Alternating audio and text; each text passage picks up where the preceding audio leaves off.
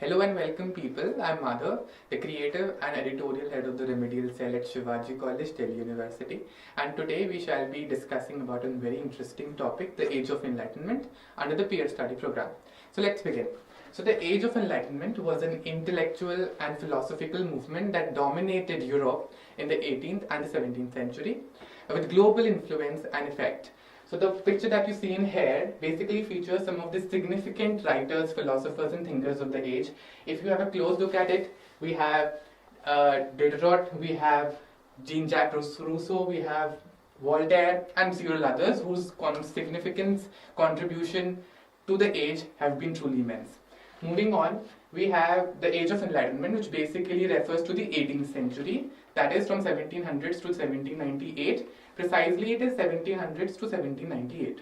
So during this age, reason and logical thinking was given a lot of importance. People believed in thinking, reasoning, and the time was powered by various scientific discoveries. For example, discoveries in social thoughts by Isaac Newton. Also, the age. Can we move on to the next slide? Also, the age was also called as the Age of Reason, and it was a guiding intellectual movement which covered a century and a half in Europe. And it started with the publication of Francis Bacon's Novum Organum of 1620 and ended with Immanuel Kant's Critique of Pure Reason of 1781. Also, in socio-political context and perspective, it basically started with the close of 30-year prominent wars of 1648 and ended with the much famous French Revolution of 1789.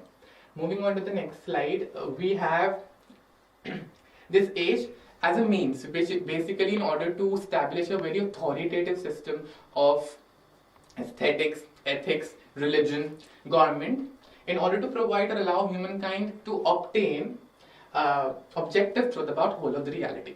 Moreover, the Enlightenment thinkers argued that this reason that we have in this Enlightenment age can remove or basically free humankind from superstition and beliefs.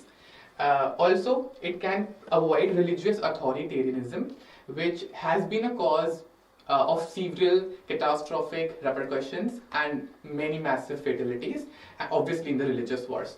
Also, if we closely look at the picture here, we have, it's basically not a picture but a painting by Madame Geoffrin, who has remarkably shown all those philosophers and thinkers of the age. If you closely have a look at it, you'll find Rousseau, Voltaire and several others who have done a great job in this age as far as writing and contributions are concerned. Also, apart from that, we had mass availability of education possible because of the production of encyclopedias, and also the encyclopedias was something that contributed to the age significantly because it made knowledge possible through the production of the books, and also serving the very purpose of educating the human race, and hence the Age of Enlightenment. Moving on to the next slide. Okay, so impact. The Age of Enlightenment had a tremendous and humongous impact on the lives of the people, and thus creating or paving a path for the modern life. So the very first being, some of its implications are the general decline of the church. Second, the growth of secular humanism or the political and economic liberalism. Also, there was a great large influence of social thinking and scientific thoughts. Moreover, it created a large framework for religious wars, for American War, for French Revolution, for French wars. Not only that, but nationalism, communism, fascism, secularism, and many more. So, going ahead, we also have another major topic. Change the next slide. We have division. So this age can predominantly be, divided or bifurcated into two halves. The first half being called the Augustan age or the Neoclassical age or the age of the Pope. That is from 1700s to 1750. Why Augustan age? Because during this period, the writers used to imitate the Roman classical writers and under the reign of the King Augustine. Therefore, hence the reference to the Augustan regime. Then we have the Neoclassical age and the Age of Pope. Why Age of Pope? Because again it's a reference to Alexander Pope, who's very much popular and well known for his books like Densiad and Rip of the Lock. The second half, that is from 1750 to 1798, was called the Age of Transition. Why Age of Transition? Because it was midst the age of Neoclassical age and obviously the Romantic age. The pre-Romantic age, why pre-Romantic? Because obviously it was ahead of the Romantic age and paving way for Romantic writers to contribute their significant writings. Moving ahead, we have the next slide, please. Historical background. So history to everything that we read is very important.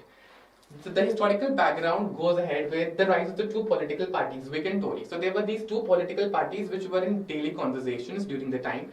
The Whig basically supported the political and personal freedom of people in England, while the Tory party promoted and propagated the ideology of divine rights for people.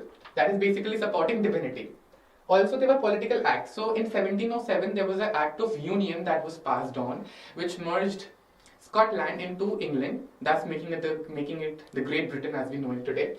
Apart from that, there was also a licensing act that was passed on in 1737 in order to censor theatre. So that was basically an act of hostility towards theatre, towards dramatists, towards drama. And as a result, what happened was, as a ramification of what all did happen here, people started switching on to writing novels. So we see a large, tremendous amount of novels coming in and popping in because of this licensing act. Then we have scientific revolution. So though the scientists were quite inquisitive about all those scientific discoveries during the very Elizabethan period as well, but they came into the central highlight during this particular age, the age of the Enlightenment. Now some of the key figures as I've mentioned here are Isaac Newton, Copernicus, John Locke, Kepler, etc. Change in religious views. So earlier it was believed that the earth is in the center of the universe, because people thought that God loved earth and that is why it has to be in the center. But with the advent of Copernicus, everything changed. Copernicus stated that no, it's not the earth but the sun which is in the center of the earth, it's geocentric, and it basically made people question the rights, the ideologies of the church, and therefore they started questioning the existence of God. They felt that it's about deism, that is, God is just a watcher and not a doer. Moreover, they thought that God never interferes with anything related to humankind or human matters.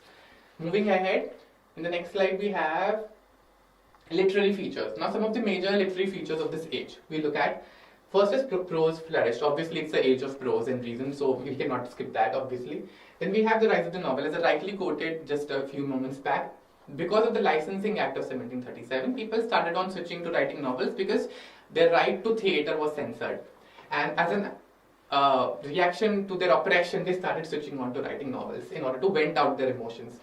Then we have political writing became very popular. So the two parties that we just read about, they started circulating political pamphlets and their ideologies were propagated by these political aspect of the age. And they started catalyzing this whole process with their pamphlets. And there were also clubs and coffee houses that became very rampant. Now, what these clubs, the political clubs and these coffee houses, they started being the regular part of everybody's lifestyle. People used to visit them, have conversations there. Some of the various famous political clubs that we had are Scribblers Club, Kit Kat Club, to name a few. Then, moving on to the next slide, we have periodical writing. So there were many magazines and journals as well, like Tatler, Rambler, Spectator, Guardian. They also became very rampant, and they were all being run by prose writers like Jonathan Swift, Richard Steele, Joseph Addison, and Samuel Johnson for that matter. Now, very important, we also had satires coming in at that particular time. For example, people also started criticizing the very ideologies of the people through these satires. They wrote these satires in order to attack the human follies, their vices, their beliefs. Two of the very famous satires were The Dunciad by Alexander Pope and The Modest Proposal by Jonathan Swift, to enlist. The last of all is dictionaries. The age also witnessed the advancement and the advent of dictionaries. One of the major writers who actually contributed to writing dictionaries was Samuel Johnson. He came up with his dictionary in 1755 and it was called the Dictionary of the English Language. Following this, and moving on to the next slide, we have some of the major writers. So let's just concluding the major presentation, we'll be looking at some of the names of the major writers. Not going much into a detailed version of that, but just skimming up. We have Alexander Pope. Obviously, we know it as the age of the Pope as well, highlighting his importance and significance. He was the most important poet of this age, and some of his works include The Rape of the Lock, The Dunciad, etc. Then we have Jonathan Swift, again a great prose writer, a satirist. His very famous book Gulliver Travels has done a great job. We have Modest Proposal, again a great satire. Then we have Daniel Defoe. He used to write fictions, political pamphlets. His famous books being Robinson Crusoe, Moll Flanders, Roxana. Moving ahead, we had Samuel Johnson. Now again, this age is also called as the Age of Johnson for that matter. And his very famous works include London, Vanity of Human Wishes, Rasselas, again the dictionary contribution that we just mentioned. Then moving ahead, we have Samuel Richardson. He is very predominantly known and a very prominent writer, and he was quite famous and renowned because of his work called Tamila. Then we have Henry Fielding.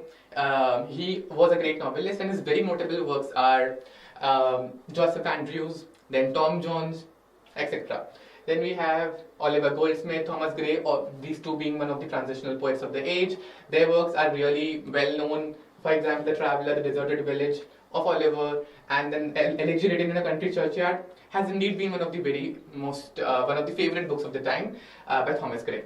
Then moving ahead, finally we have William Blake, who's a pre-romantic age, who actually made the romantic writers write their contributions or perhaps their writings, and he paved the way for all those romantic poets. Some of his very prominent works include Songs of Innocence, Songs of Experience, etc. etc. With this, we finally come to the end of this video. Hope you were able to catch on a little with what this age had to offer to you guys. I hope you really liked it. With this, we conclude, and do stay tuned for more such educational and inspirational videos, and thank you for watching.